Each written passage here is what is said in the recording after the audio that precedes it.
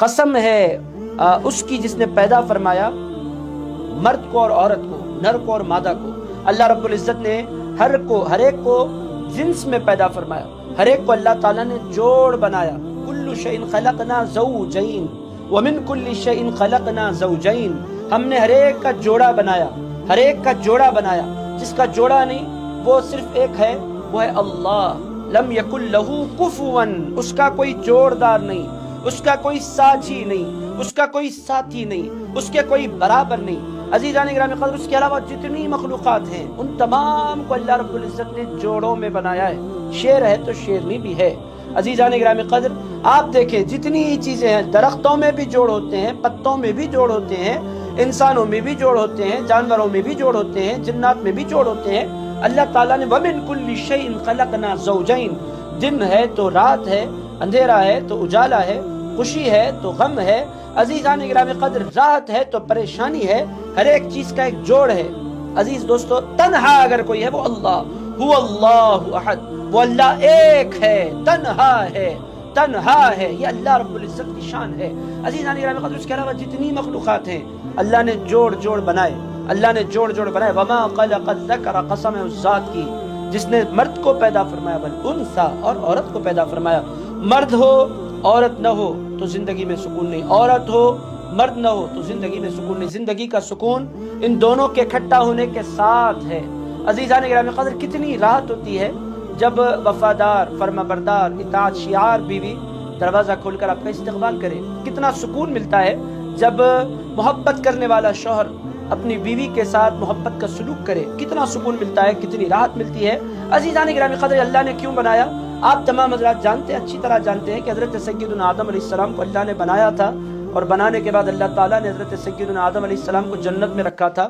حوریں بھی تھیں، غلمان بھی تھے، درخت بھی تھے، نہریں بھی تھیں، باغات بھی تھے، پیلسز بھی تھے، سب کچھ تھا۔ اگر حضرت آدم علیہ السلام واز فیلنگ بور، حضرت آدم علیہ السلام واز ناٹ ہیپی، حضرت آدم علیہ السلام خوش نہیں تھے۔ اللہ رب العزت نے دیکھا کہ میرا آدم اتنا سب کچھ دینے کے بعد بھی خوش نہیں، تو اللہ رب العزت نے ارشاد فرمایا خلق منہا زوجہا، ہم نے آدم ہی سے ان کی بیوی کو پیدا فرمایا، ان کی پسلی سے اللہ رب العزت نے حضرت آدم کی پسلی سے پھر ان کی زوجہ کو پیدا فرمایا، بی بی حوا کو۔ جو ہی بی بی حوا کو دیکھا حضرت سیدنا آدم علیہ السلام مسکرا پڑے، چہرے پر مسکراہٹ آئی حضرت سیدنا آدم کے کہ یہ کون ہے جو میرے سامنے بیٹھی ہیں؟ اللہ رب العزت نے فرمایا اے آدم، یہ تمہاری بیوی ہے حوا۔ حضرت سیدنا آدم علیہ السلام آگے بڑھنے لگے، اللہ رب العزت نے فرمایا تم نے ان سے نکاح کا ارادہ کیا ہے، نکاح کے لیے مہر بنتا ہے، مہر تم دینے کے لیے تمہارے پاس کیا ہے؟ سیدنا آدم علیہ السلام نے کہا مولا مہر دینا پڑے گا۔ ارشاد فرمایا ہاں آدم مہر دینا پڑے گا۔ کہنے لگا مولا میں کیا دوں، کس کو دوں، کیسے دوں؟ ارشاد فرمایا ایک کام کرو، 10 مرتبہ درود پڑھ دو میرے مصطفیٰ پر، وہ تمہاری شادی کا مہر بن جائے گا، تمہارا نکاح کا مہر بن جائے گا۔ عزیزان گرامی قدر، حضور پاک علیہ السلام پر 10 مرتبہ سیدنا آدم علیہ السلام نے درود پڑھا اور یہ مہر بن گیا۔ حضرت آدم علیہ السلام پھر بی بی حوا کے پاس تشریف لے گئے۔ اب وہ خوشیاں تھی حضرت آدم علیہ السلام کی کہ دیکھنے والی تھیں۔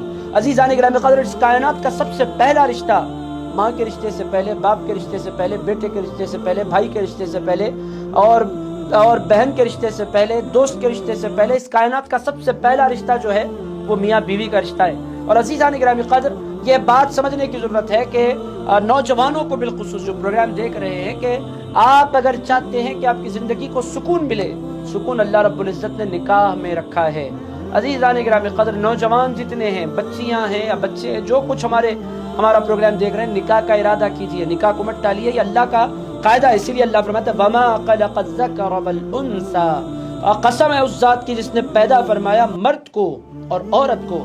اللہ تعالیٰ نے دونوں کی فطرت میں تضاد ہے، دونوں کے ایکشنز میں تضاد ہے، دونوں کے افکار میں تضاد ہے۔ اور عورت کے پاس نرمی بہت ہوتی ہے، مرد کے پاس غصہ بہت ہوتا ہے۔ عورت باہر کے کام اس قدر خوبصورتی کے ساتھ انجام نہیں دے سکتی، مرد باہر کے کام بہت خوبصورتی کے ساتھ انجام دے سکتا ہے۔ گھر کو اگر مرد کے حوالے کر دیں تو پورے گھر کو وہ پھواڑ خانہ بنا کر رکھ دے، عورت کے اگر حوالے کریں تو پھر آپ اس کو سلیقے کے ساتھ وہ رکھتی ہے۔ عزیزان گرامی قدر، اس کی فطرت میں آپ دیکھیں گے کہ سلیقہ مندی ہے، اور مرد کی فطرت الگ ہے، عورت کی فطرت الگ ہے۔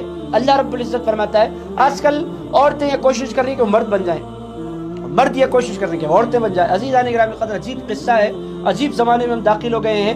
مرد عورت والے کام کر رہے ہیں، عورت مرد والے کام کر رہے ہیں، جبکہ دونوں کی فطرت الگ ہے۔ دونوں کی فیلڈز الگ ہیں اور دونوں کے کام کرنے کا انداز الگ الگ ہے.